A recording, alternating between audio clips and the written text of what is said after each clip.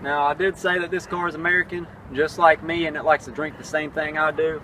So I put fucking Budweiser in there. How's it going, guys? It's your boy Random Tall Guy. If you guys are new to the channel, do me a favor, drop a like and subscribe. Okay, guys, welcome back to the channel. This is the 2004 Saturn Ion that I've been working on for a couple of weeks now. Today, I'm gonna upgrade the two front speakers on this vehicle. Now, the reason why I'm doing it is because the passenger front speaker keeps failing. Out of nowhere, it becomes loud and it becomes soft and becomes loud. I tested the stereo, I tested the cable, I tested the wires, and it turns out that the speaker is bad. So today I'm just gonna replace the two front speakers. All right, guys, and let me show you the speakers I got. So I got these nice 4 ohm speakers from Amazon. Honestly, they were pretty cheap, but they had a good, awesome review. And a lot of YouTubers say they're pretty good. All right, and this is the factory speaker. You can tell it's falling apart because this is the cover that's supposed to be glued to the speaker itself. And you can tell all this wrinkles and stuff that is falling apart. All this is paper. These factory speakers are trash from the factory. So we're gonna change them out with these nice ones. Now, I made sure that the ohms reading are exactly the same. This is 4 ohms, so we're gonna replace it with 4 ohm speaker. This is a 6.5 inch speaker, just like this, so it should fit perfectly fine. If not, I'll find a way to mount it. Now, as I mentioned, I got 2 speakers, one for the passenger door, one for the driver door, and we're gonna go ahead and replace it. And what I like about this, I also got these cables. The harness is a GM speaker harness. That should be a direct fit. All right, and what I like about this is that I don't have to do any crimping, cutting, soldering, or any of that shit. Basically, this end right here is gonna go with the factory harness in the vehicle, and then these two connectors right here is gonna slide in and plug right into the speaker. So honestly, save so much time. I'm definitely gonna leave a link in the description below where you can get this. All right, guys, so this is the door panel right here. Obviously, this is your speaker right here. Now, of course, the factory don't care about users or mechanics or anything like that. So they made sure that this is all one piece. So we have to remove the whole door panel in order to access that speaker. It's pretty simple on these cars.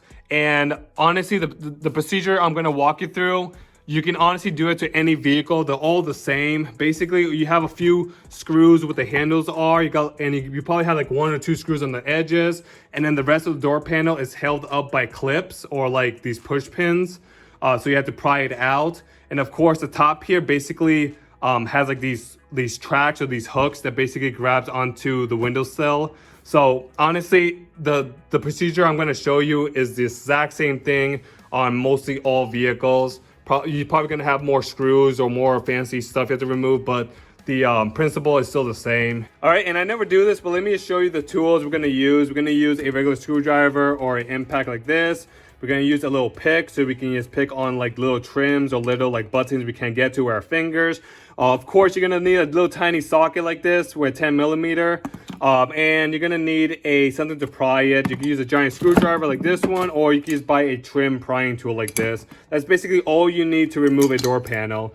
And of course, just take your time. You don't want to damage anything. Guys, to remove this door panel, this is pretty simple. First, we're going to remove the 2 screws right here that holds up the handle with the metal sheet of the door. We have to remove these 2 screws. You're going to have another one in the corner down here.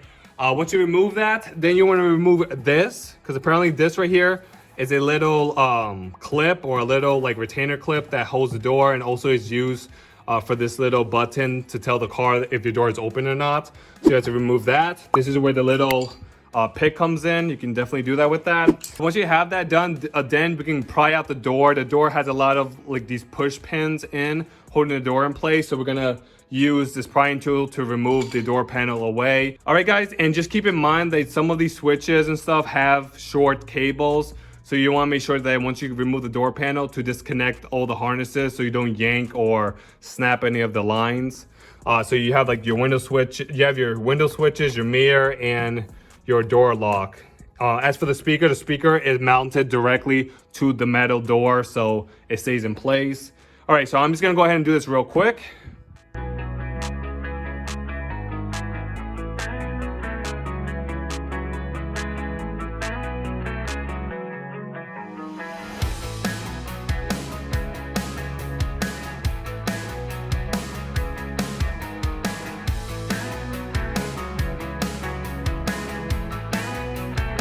All right, guys, the door panel is off. a quick tip. Once you pry on most of the door, just remember you want to lift the door up because basically it has like a lip that goes down here, grabbing onto the door itself like this, like a hook. So once you pry the door panel off, just make sure to lift up and then remove it. The thing I want to point out, I kind of broke the one of the tabs on here. This is just a corner piece that goes right there. I totally forgot that I had to lift up. I basically pulled out and I damaged it. It's no big deal. And also I only broke one retainer clip. So that's a big win because normally I normally break like 2 or 3. Don't be afraid if you break a few. You can always buy more at like AutoZone or O'Reilly's. They definitely sell it. Now this right here, this is like your windbreaker. This is like a bag that keeps the wind and the draft from going inside the cabin. Basically make sure that it's in good condition. Obviously you saw that mine was drooping, so I used some silicone adhesive glue. I basically glued it back to the door panel, so that's fine. So this is right here is your speaker. This is the thing that we're gonna remove. Now you got 4 10mm bolts. I'm gonna go ahead and just remove it real quick.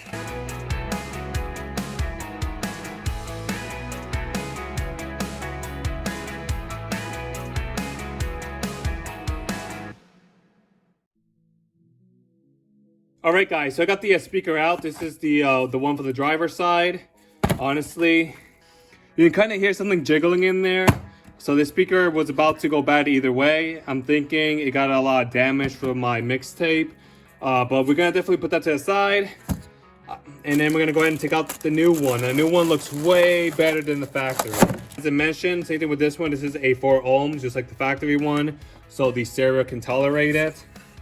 And we're gonna go ahead, gently pull it down. And we're gonna go ahead and get our wire harness on here and hopefully it fits. All right, I'm just gonna go ahead and connect the wire harness just to test it out, make sure it fits.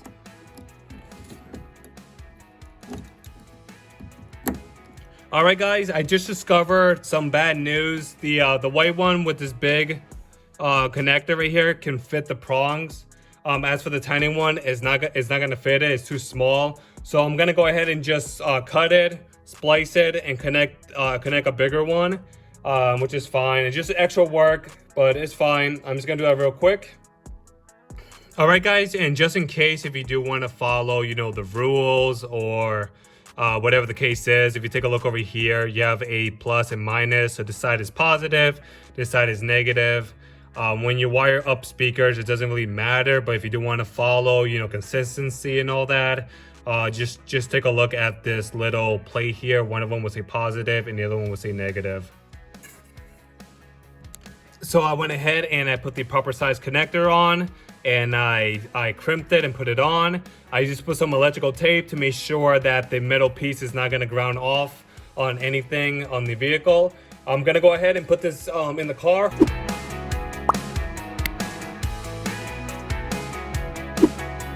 I managed to mount it onto the vehicle. I did, however, needed to change the fastener type. So basically this is the bolt that you normally use, but this washer that is basically permanently on the bolt, you cannot remove it. And the washer was basically protruding towards the speaker, this inner rim here. All right, so I looked through my garage and I found these fasteners, these screws, that basically there was just the right size for it to hold the speaker without going through the hole. So I went ahead and used those and it looks nice. All right, so before I put the door panel back on, I'm definitely gonna test the speaker to make sure my wiring and everything is good. Oh, you sucker MCs ain't got nothing on me. From my grades to my lines, you can't touch Kevin G. I'm a mathlete, so nerd isn't first, but forget what you heard. I'm like James Bond III, shaking, not stirred. I'm Kevin the Poor. All right, guys, so I went ahead and I tested out the speaker using the radio. I also paused the video recording and tried my own music to make sure there's no static or anything. It sounds pretty damn good. Honestly, that one on that side sound completely garbage compared to this one. So yeah, so the speaker does work. Hopefully everything is fine. I'm gonna go ahead and put the trim back on. So basically at this point, this is gonna be the reverse process.